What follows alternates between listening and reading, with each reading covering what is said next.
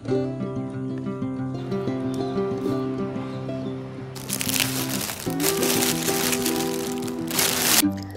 Everyone, আমি সঙ্গীতা।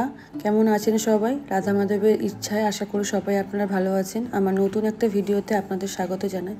এই ভিডিওটা খুব ছোটই হবে। এই ভিডিওটা আমি শেয়ার করব আমার বর ডিফেন্সে যাওয়ার আগে কি করতো। আর ওই যে দিশান এখনও ঘুমাচ্ছে, যেহেতু স্কুল পড়া নেই সেই জন্য আমিও আর ডাকিনি। আর ওইটা একটা বেডরুম আর এটা একটা রুম। এখানে কিছুই থাকে না আমাদের, শুধু একটা গ্যাস ওভেন আছে, ওই মাঝে মাঝে চাটা খাওয়ার জন্য। আর হচ্ছে এদিকে জানলাটাতে দেখছেন শুধু সবুজ, মানে আমার শাশুড়িমার বাড়িটা কিন্তু সবুজ শস্য শ্যামলায় ভরা। কেন বলতে শাশুড়িমার বাড়ি, কারণ আমার শ্বশুরমশাই নেই। তো আমি তারপরে মনে করি শ্বশুরমশাইয়ের পর কিন্তু শাশুড়ি মায়েরই জায়গা হওয়া উচিত। তো আমি অন্তত শাশুড়ি মায়ের বাড়ি বলি কিন্তু এটাকে উল্লেখ করি। আর চারিদিকে নোংরা আবর্জনাগুলো একটু ইগনোর করবেন, কারণ চাষি বাড়ি বুঝতেই পারছেন, একটু নোংরা গোছালো হবেই। তো কিছু করার নেই, এর মধ্যে অ্যাডজাস্ট করতে হবে। আর হচ্ছে যেহেতু আমি থাকি না সেহেতু আমার বলারও কিছু এখানে নেই। আর এটা হলো আমাদের বাড়ির পিছনটা, পুরো মাঠ, মানে মাঠের মাঝে হচ্ছে আমার শাশুড়ি মার বাড়ি। আর এই যে নিচেটা, এইখানটা কিন্তু এটাও আমাদেরই জায়গা।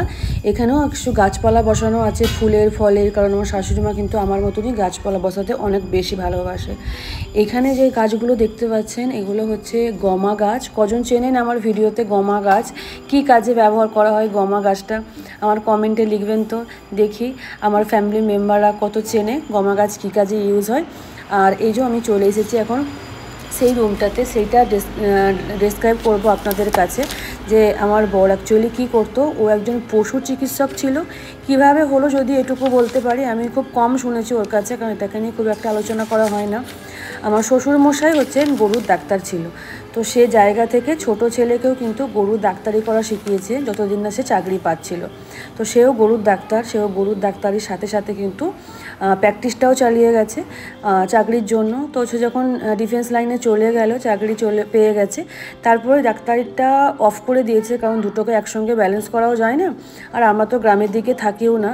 তবে হ্যাঁ, গ্রামের দিকে যখনই এখনও আমরা যাই তখনও কিন্তু আমাদেরকে জিজ্ঞাসা করা হয় গরু সম্বন্ধ কোনো জিনিস, বা আমার রিলেটিভ যারা আছে তারাও কিন্তু ফোন করে করে আমার বরের কাছে জানতে চায় যে গরুর কোনো সমস্যা হলে।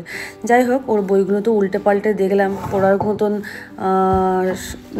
বুদ্ধি হয়তো আমার নেই, পড়লেই হয়তো হবে না, সেটাকে তো প্র্যাকটিসও করতে হয়। চলুন তাহলে গুছিয়ে রেখে দিই। আর এখানে একটু চা বানিয়ে নিচ্ছি। গ্যাস ওভেনটা থাকে টুকটাক কিছু কাজের জন্য। যখন আমরা বাইরে থাকতাম এখন তো অনেক সকালে নামতাম, তো ছেলের খাওয়া দাওয়া ছোটো ছোটো জিনিসগুলো মানে তখনের জন্য হচ্ছে গ্যাস ওভেনটা আমাদের কেনা। আর এই ব্যাগটার কথা কজনের মনে আছে অবশ্যই আমায় কমেন্ট বক্সে জানাবেন, তাহলে আমার খুব ভালো লাগবে। আর এটা টোটালি সারপ্রাইজ, যখন আমরা ছিলাম না তখন হচ্ছে ব্যাটারি ব্যাগটা কিনে নিয়ে এসছে। আর মাম্মা আর আমি খুলে দেখছি যে কতটা ডিপ, কতটা বড় আছে ব্যাগটা, এই যে হাত ভরে দিয়েছে। তো চলুন তাহলে সারপ্রাইজটা ভালোই হলো। তারপরে আমাদের সকালের জন্য কিছু ব্রেকফাস্ট নিয়ে এসেছিলো ডিউটি করে, কারণ রাতের বেলা তো হচ্ছে আমরা খুব একটা ভালো করে খেতে পাইনি গরমের জন্য।